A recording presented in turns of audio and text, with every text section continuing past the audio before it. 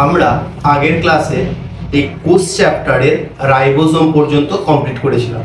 আজ শুরু করছি তারপর থেকে, অর্থাৎ লাইসোজোম থেকে। লাইসোজোম ডিসকভার্ড বাই ডি ডুবে, অর্থাৎ লাইসোজোম আবিষ্কার কে করেছেন? ডুবে। ঠিক আছে। This are sac like structure bounded by single membrane, অর্থাৎ এটা কি না কোষ অঙ্গাণু যে সমস্তগুলো রয়েছে সব জানি যে সাইটোপ্লাজমে কি ভাসমান অবস্থায় রয়েছে, সেরকমই লাইসোজোম হচ্ছে কি সাইটোপ্লাজমে ভাসমান অবস্থায় রয়েছে এবং তার আকৃতিটা কেমন না থলির মতো। ঠিক আছে। আর ওই থলিটার মধ্যে কি থাকে বলছে অ্যান্ড কন্টেন হাইড্রোলাইটিক এনজাইম, তার মধ্যে হাইড্রোলাইটিক উৎসেচক থাকে। আচ্ছা, এই লাইসোজোমটা কি না একটি মাত্র পর্দা দ্বারা আবৃত রয়েছে। এর ফাংশন বা কাজ কি বলছে? বলছে it helps in intracellular digestion, মানে কি এই কোষের মধ্যে যে কোষীয় যে পরিপাকটা হয় সেটা হতে কিন্তু সাহায্য করে।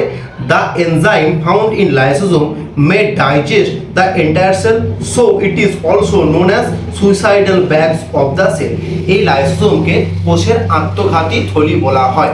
কেন বলা হয় না এই যে লাইসোজোমটা কি থলির আকার বিশিষ্ট এবং সেই থলির মধ্যে কি থাকে না হাইড্রোলাইটিক এনজাইম। এই হাইড্রোলাইটিক এনজাইমটা এতটাই তীব্র রয়েছে যার কাজটা, সেটা হঠাৎ করে যদি বা হঠাৎ কোনো যখন একটা কোষের একটু পরিণত বা একটু খুব বয়স হয়ে যায়, ঠিক আছে, খুব একটু বয়স হয়ে যায়, তখন কি হয় ওই পর্দাটা ফেটে কিন্তু রসটা বের হয়ে আসে এবং ওই রসটি পুরো কোষে যখনই ছড়িয়ে যায় কোষটার মৃত্যু ঘটে। তাই লাইসোজোমকে বলা হয় কোষের আত্মঘাতী থলি বা suicidal bag of sell.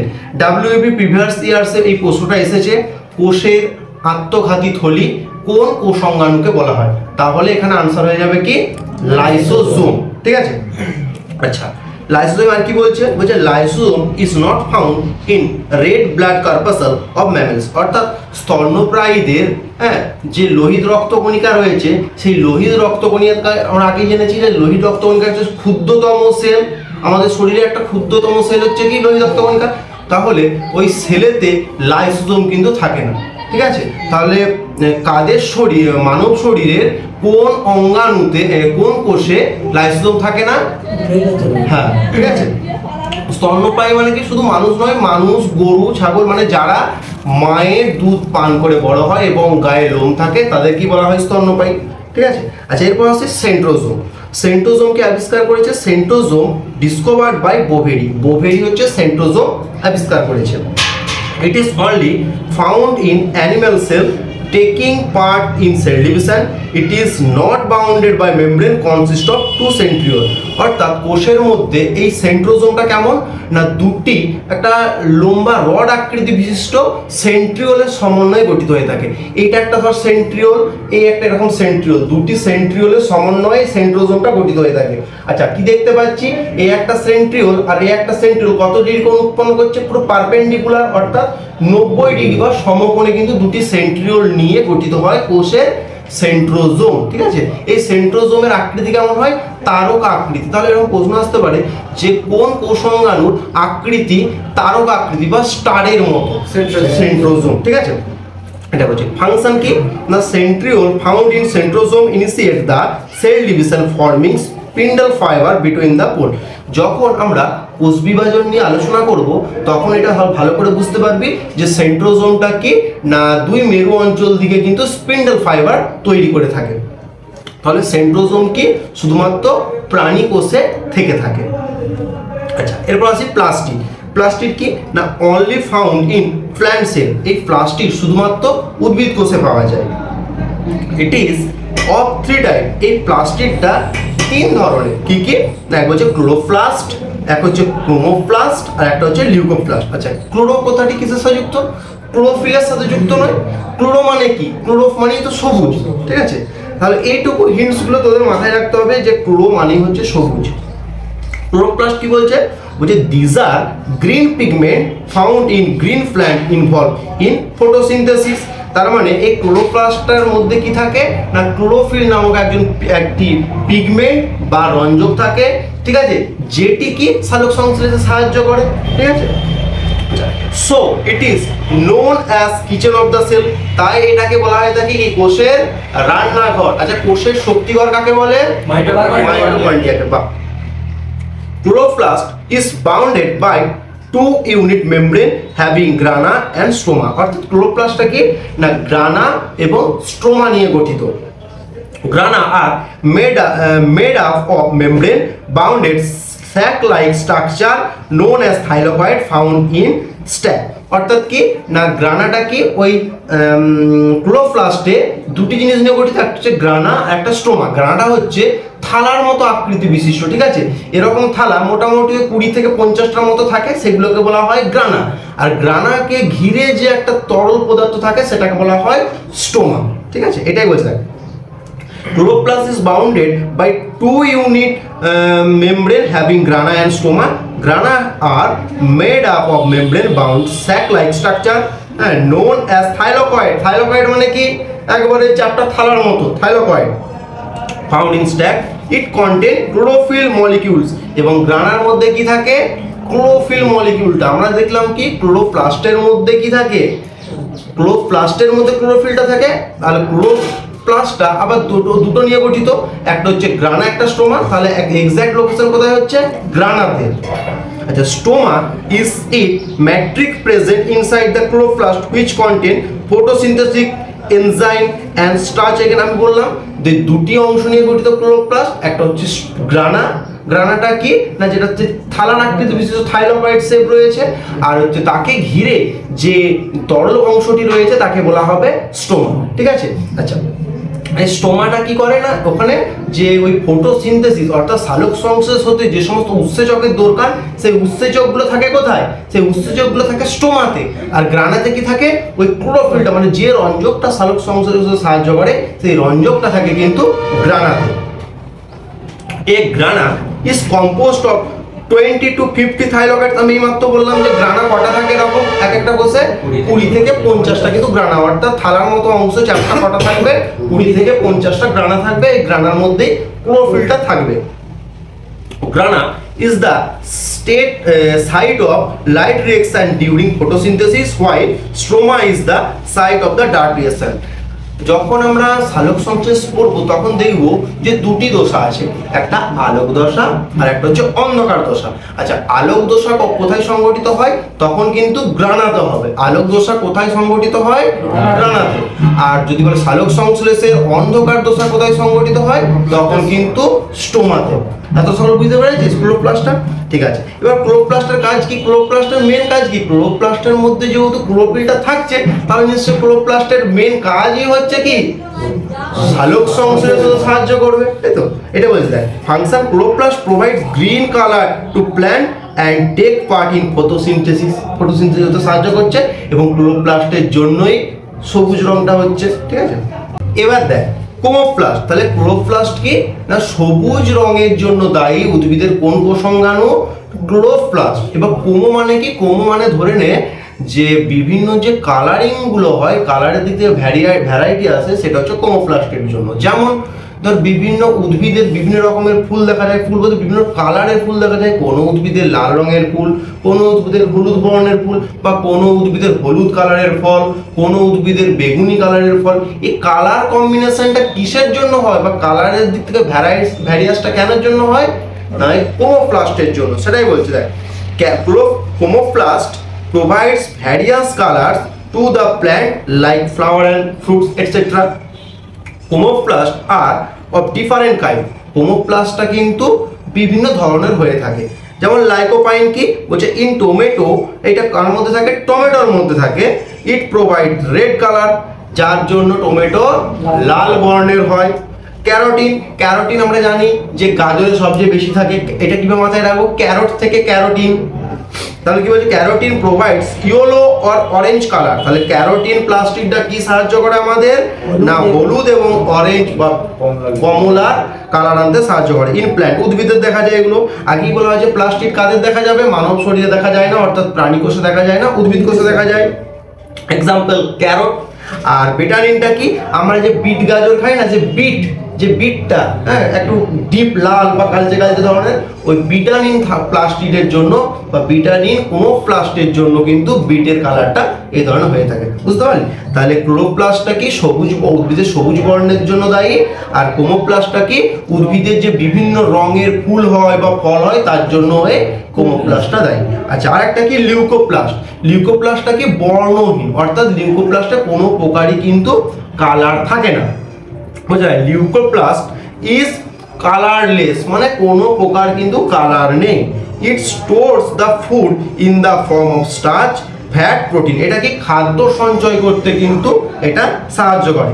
Leucoplast is found in root and underground stem, অর্থাৎ উদ্ভিদের দেখবি মাটির নিচে যে অংশটা থাকে অর্থাৎ মূল বা শেকড় যেটাকে আমরা বলি, সেটার কালার কি হয় বলতো? কোনো কালার হয় না, বর্ণহীন, সাদা সাদা লাগে না, বর্ণহীন। তাহলে ওইটা কোন প্লাস্টিডের জন্য হচ্ছে?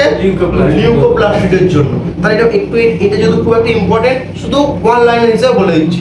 ক্লোরোপ্লাস্টটা কি উদ্ভিদের সবুজ বর্ণের জন্য দায়ী, আর ক্রোমোপ্লাস্টটা কি না উদ্ভিদের বিভিন্ন রঙের ফুল বা ফলের জন্য দায়ী। আর উদ্ভিদের কোনো প্রকার যে অংশগুলো কোনো কালার হয় না, যেমন হচ্ছে মাটির নিচে যে অংশটা থাকে বা মূল বা শেকড়, এর কোনো কালার হয় না, এটা লিউকোপ্লাস্টিডের জন্য হয়ে থাকে। লিউকোপ্লাস্টিডের কাজ কি না বর্ণ নয়, ওর হচ্ছে খাদ্যটাকে সঞ্চয় করা হচ্ছে লিউকোপ্লাস্টিডের কাজ, বুঝতে পেরেছি সকলে? আচ্ছা ঠিক আছে, এবার আসছি আমরা vacuole.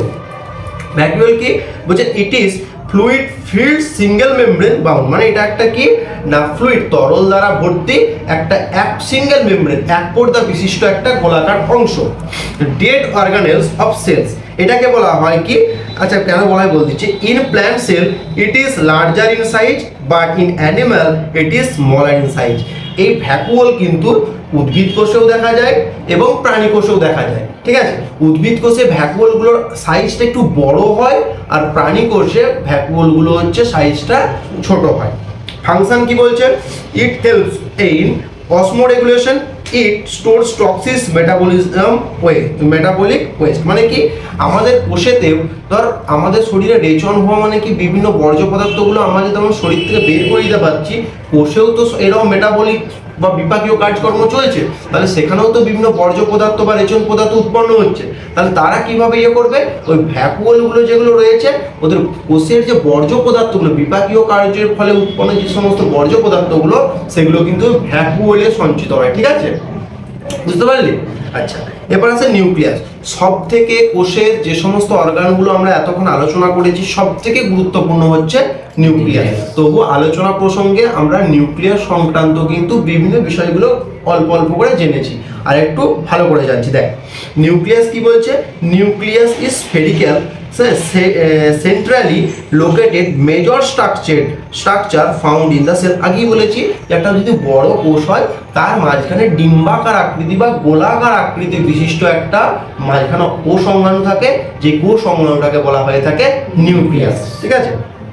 In plant cell it is shifted towards periphery, অর্থাৎ কি আমাদের যখন আমাদের প্রাণী কোষ পড়বো, প্রাণী কোষের নিউক্লিয়াসটা কি মোটামুটি কোষের মাঝখানে থাকার চেষ্টা করবে, কিন্তু উদ্ভিদ কোষে কি এই নিউক্লিয়াসটা পরিধির দিকে থাকবে, অর্থাৎ কোষ প্রাচীর বা কোষ পর্দা যে রয়েছে ওই সংলগ্ন কিন্তু নিউক্লিয়াসটা থাকবে। তাহলে এখানে এটা কিন্তু বিরাট পার্থক্য। এক নিউক্লিয়াসের তো এক পড়েছি যে আদি কোষের কি নিউক্লিয়াসটা সুগঠিত নয়, তাই একে বলা হয়ে থাকে নিউক্লয়েড, আর আদর্শ কোষের নিউক্লিয়াস সুগঠিত বলে একে নিউক্লিয়াস বলা হয়।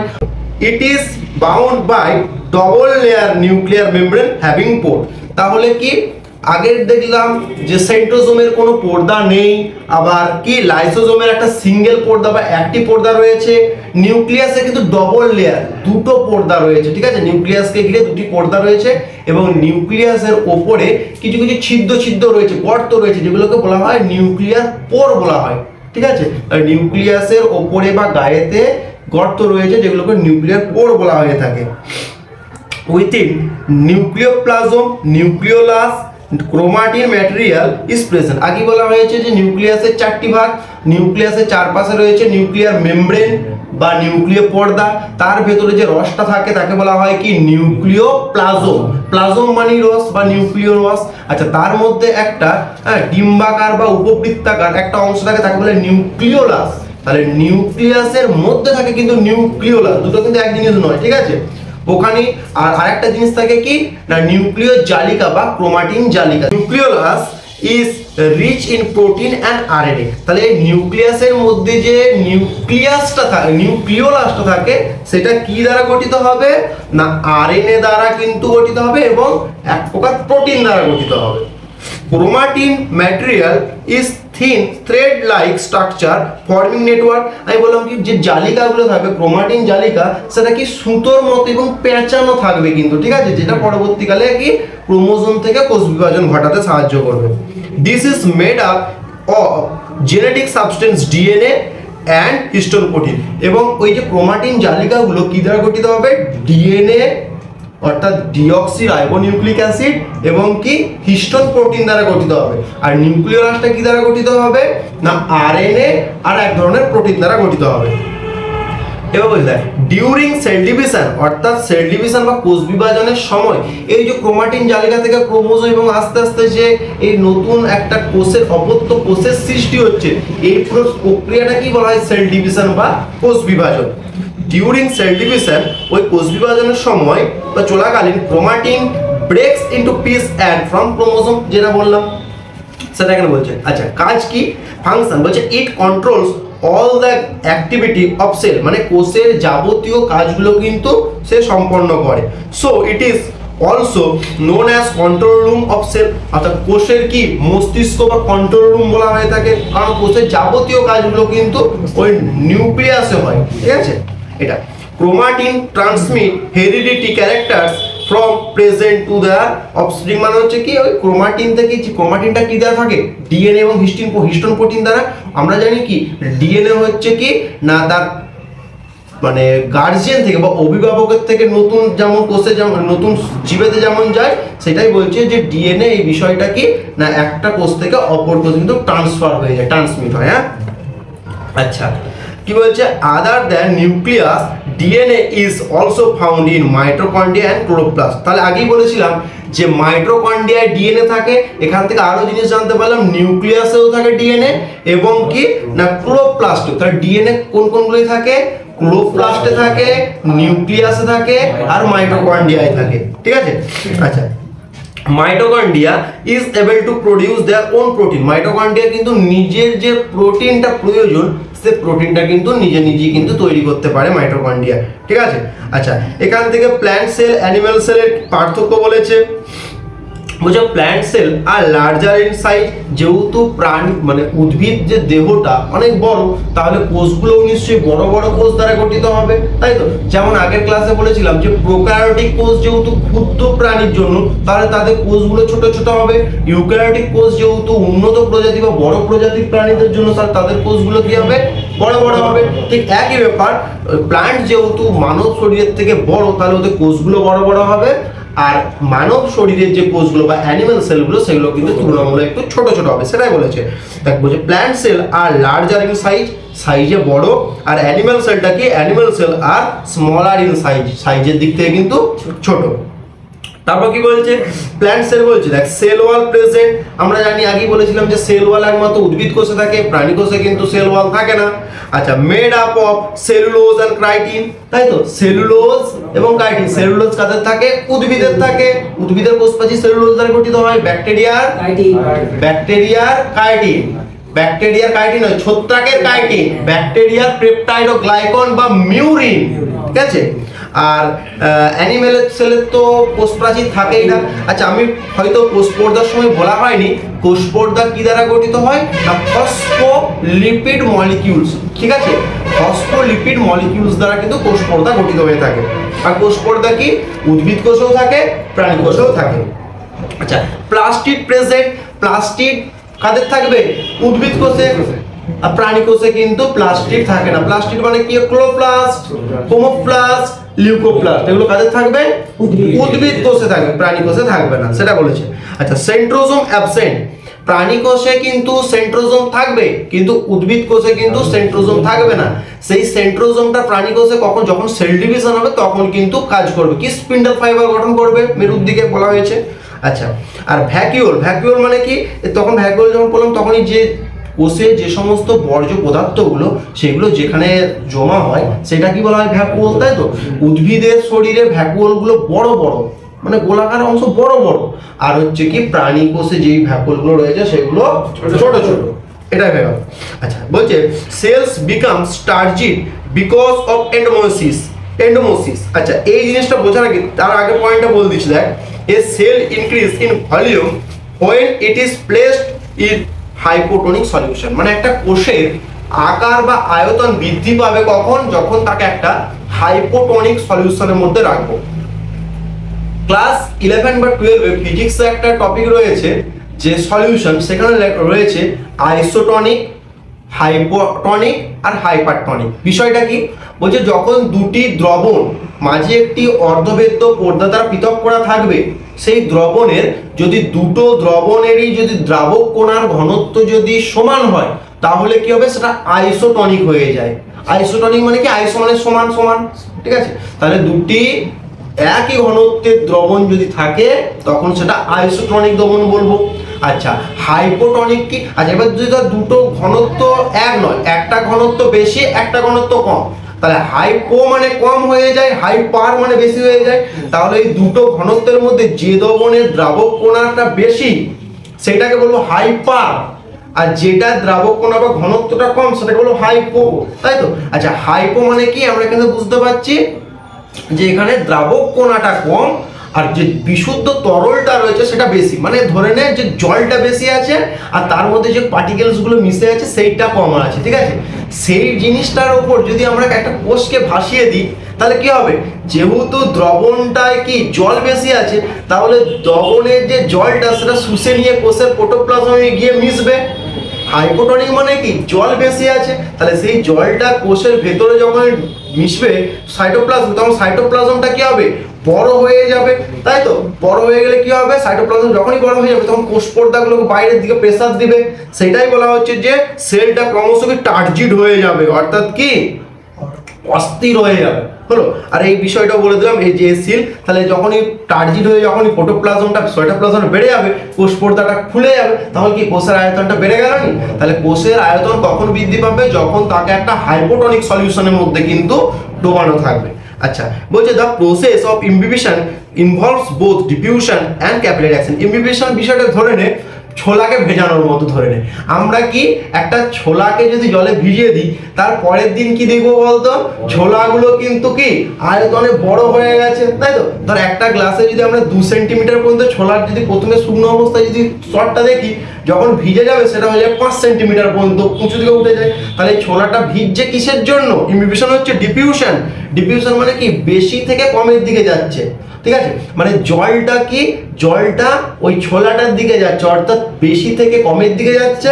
আর ক্যাপিলারি অ্যাকশন মানে কি, কম থেকে বেশির দিকে যায়, আমরা জানি, তাই তো। ধর এখানে একটা জিনিস ভিজে আছে, এখানে জিনিসটা ভিজে নেই, আস্তে আস্তে আস্তে আস্তে আস্তে জিনিসটা ভিজে যাবে, তাই তো। তাহলে কি কোনো একটা জিনিসের ইমবিবিশন হবে, এই প্রসেসটা দুটো নিয়ে গঠিত হবে, একটা হচ্ছে ডিফিউশন নিয়ে গঠিত হবে আর একটা হচ্ছে ক্যাপিলারি অ্যাকশন নিয়ে গঠিত হবে। আর কি বলছে, when fresh egg placed in salt water it floats, যখন একটা বিশুদ্ধ ডিমকে একটি লবণযুক্ত জলের মধ্যে কিন্তু ডোবাবো তখন কিন্তু সেই ডিমটা কিন্তু ভাসতে থাকবে। লুসেন্টে এতটা পর্যন্তই আলোচনা করা হয়েছে কোষ সংক্রান্ত। হ্যাঁ, তো আমি আর কিছু এক্সট্রা কিছু বলে যাচ্ছি। যেমন বললাম যে পর্দাবিহীন যে সমস্ত অঙ্গাণুগুলো রয়েছে, কোষ অঙ্গাণুগুলো রয়েছে, সেখান থেকে প্রশ্ন দিতে পারে, 4টি অপশন দিয়ে বলবো এর মধ্যে কোনটির একক পর্দা বিশিষ্ট, অর্থাৎ এই অঙ্গাণুটার একটি মাত্রই পর্দা দ্বারা আবৃত। তাহলে পর্দাবিহীন কোনগুলো রয়েছে আমরা এইমাত্র জানলাম, সেন্ট্রোজোম। সেন্ট্রোজোমটা কি থাকে, এরকম একটা সেন্ট্রিওল আর একটা সেন্ট্রিওল পারপেন্ডিকুলার অবস্থান করে, তারক আকৃতি বিশিষ্ট হয়, কোনো প্রকার পর্দা থাকে না। আর একটা কি রাইবোজোম। রাইবোজোম কি আগে জেনেছি, সবচেয়ে ছোট কোষ অঙ্গাণু। এবং রাইবোজোমটা কি না, রাইবোজোমটা একটা দানাদার অংশ, যেটা বলেছিল এন্ডোপ্লাজমিক রেটিকুলামে অবস্থান করে। তাহলে ছোট্ট যদি দানাদার অংশ হয় তার উপরে কি কোনো পর্দা থাকতে পারে, পর্দা থাকবে না। আচ্ছা, দ্বিপর্দা, দুটো পর্দা কাদের কাদের, তাহলে পর্দা কাদের নেই, সেন্ট্রোজোম, রাইবোজোম, ঠিক আছে। ডিপ পর্দা কাদের রয়েছে? মাইটোকন্ড্রিয়া। আমি আগে বলেছিলাম যে মাইটোকন্ড্রিয়ার দুটো লেয়ার, ওপরের লেয়ারটা যদি এমনি গোল রিংয়ের মতো হয়ে যায় বা উপবৃত্তাকার হয়, ভেতরটা কি খাঁজ কাটা হয়, যেটাকে ক্রিস্টি বলা হয়, তার মাঝখানে কি থাকে? ধাত্র বা ম্যাট্রিক্স থাকে। তাহলে মাইটোকন্ড্রিয়ার কটা লেয়ার পাচ্ছি? দুটো লেয়ার। আচ্ছা, প্লাস্টিডেরও কিন্তু দুটো লেয়ার রয়েছে। নিউক্লিয়াসে তখন পড়ার সময় বললাম নিউক্লিয় মেমব্রেন আর এখন পর্দা কটা রয়েছে? ডবল লেয়ার রয়েছে। আচ্ছা, একক পর্দা মানে কোন কোষ অঙ্গাণু চারিদিকে শুধুমাত্র একটি হচ্ছে লেয়ার রয়েছে। লাইসোজোমের ক্ষেত্রে বললাম একটি মাত্র রয়েছে লেয়ার, পর্দা বেষ্টিত যে অঙ্গাণুটা রয়েছে যার ভেতর কি রয়েছে? Hydrolytic enzyme. যে এনজাইমটা কি যখন একটা কোষের খুব বয়স হয়ে যাচ্ছে তখন সেই ওই পর্দাটা বাস্ট হয়ে যাচ্ছে এবং ওই এনজাইমটা গোটা কোষের উপর যখনই ছড়িয়ে যায় ওই কোষটা কিন্তু মারা যায়। তাই লাইসোজোমকে কি বলা হয়? সুসাইডাল ব্যাগ অফ সেল, কোষের আত্মহত্যা। আচ্ছা, রেটিক এন্ডোপ্লাজম রেটিকুলামে কিন্তু কি একটি পর্দা রয়েছে, গলগি বডিসেরও কিন্তু একটি রয়েছে। ঠিক আছে। আচ্ছা, যদি আমার এই পড়ানো বা কোর্স চ্যাপ্টারে পড়ালাম যদি মনে হয় যে কোনো স্পিড হয়ে যাচ্ছে তাহলে তোমরা কিন্তু একটু স্পিড কমিয়ে দেখতে পারো, বা প্রয়োজন অনুসারে যদি কারো মনে হয় যে একটু ধীর হয়ে যাচ্ছে সে কিন্তু স্পিড বাড়িয়েও দেখতে পারো। আচ্ছা, সকলে তাহলে কোর্স বুঝতে পেরেছিস তো? ঠিক আছে। আচ্ছা, আজকে কোর্স এখানেই শেষ করছি। এর পরে একটা ভিডিও নিয়ে আসবো যে কোর্স থেকে প্রিভিয়াস ইয়ার্সে যে সমস্ত প্রশ্নগুলো এসেছে সেটা এসএসসি, সিজিএল, সিএইচএসএল, জিডি, হ্যাঁ, এবং আরআরবি, তার সাথে সাথে স্টেট লেভেলে যে সমস্ত এক্সামগুলো হয় সেগুলো নিয়ে সমস্ত কিছু আলোচনা করব, এবং তার সাথে সাথে যেগুলো আপকামিং এক্সামে আসতে পারে বলে মনে হচ্ছে আমি সেগুলো নিয়ে আলোচনা করবো তোমাদের সাথে।